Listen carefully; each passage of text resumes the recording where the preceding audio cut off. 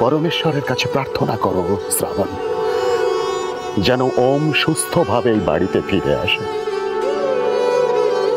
নইলে এই ঘোষ বাড়িতে তুমি যে খেলাটা খেলতে এসেছিলে, সেই মিথ্যে খেলাটাই তোমাকে সারা জীবন খেলে যেতে হবে। আমি পারবো না বাসুদেব আঙ্কেল। আমার যার জন্য এই বাড়িতে আসা, সেই মানুষটাই যদি না থাকে, তাহলে কিসের অধিকার নিয়ে আমি এই বাড়িতে বউয়ের পরিচয় নিয়ে থাকবো? কন্ট্রাক্টটা তো 6 মাসের।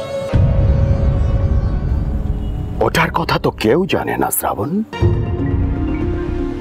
আর কেউ কোনোদিন জানতেও পারবে না। না, আমার ভেতরে সেটা গোপনই থেকে যাবে, চিরকালের মতো গোপন থেকে যাবে। না না না,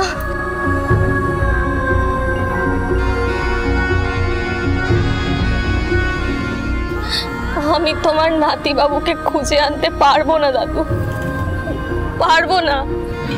আমার সে ক্ষমতাই নেই। আমি তো খুব সাধারণ একটা মেয়ে, আমাকে এত বড় দায়িত্ব দিও না, দিও না। ওঠ মা, তুই ঠিক পারবি। তোর এই হাতের শাখা পলা, স্মৃতির সিঁদুরের জোর যে অনেক। তুই তোর স্বামীকে ঠিক ফিরিয়ে আনতে পারবি। আয় তোরে মা, আয়, এসে তুই ঠাকুরের কাছে বল, তুমি তো মধুসূদন, তুমি তো জনার্দন, তুমি নারায়ণ, তুমি জগৎপথ স্বামী, নয়ন পথগামী, তুমি হরে মোরারে মধুকৈটব ভারে। আমার স্মৃতির সিঁদুরকে তুমি ফিরিয়ে দাও। তুই যা, তোর স্বামী প্রাণ ভিক্ষে চা।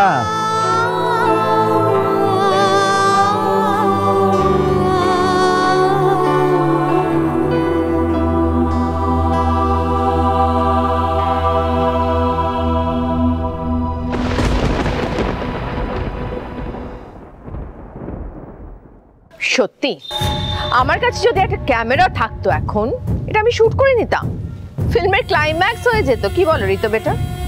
এদিকে এসো। ওমের বডিটা পাওয়া গেল না, এই পরীক্ষাটা নেবে বলে আমাকে এখানে ডেকে আনলে। এটাই তো চেয়েছিলে, বারবার আমি দিশেহারা হয়ে যাই আর তোমার কাছে ভিক্ষার হাত পেতে দিই। বেশ, তাই সই, তোমার ইচ্ছেটাই পূরণ হলো। মিস্টার ঘোষের প্রাণের ভিক্ষা চাইছি আমি। দাও, ফিরিয়ে দাও ওনাকে, ফিরিয়ে দাও, ফিরিয়ে দাও ওনাকে।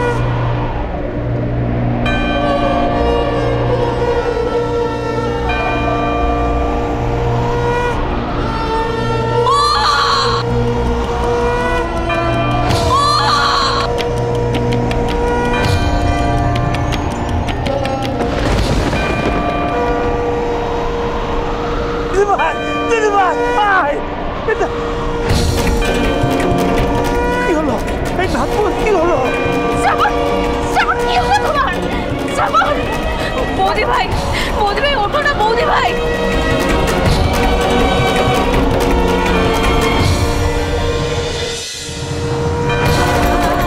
আমি তোমাকে বাঁচানোর চেষ্টা করেছিলাম, খুব চেষ্টা করেছিলাম। তোমার হাতটা ধরেও সেই হাতটা ধরে রাখতে পারিনি। আমি তোমায় বাঁচাতে পারিনিও।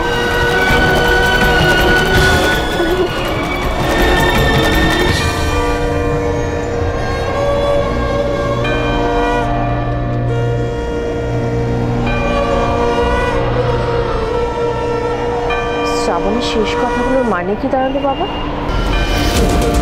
ও ওমকে বাঁচাতে পারতো? বাঁচাইনি। না, ওর কথাটার একটাই মানে, ও ওমকে বাঁচাতে আপ্রাণ চেষ্টা করেছিল এবং শ্রাবণী ওমকে ফিরিয়ে আনবে। Yes.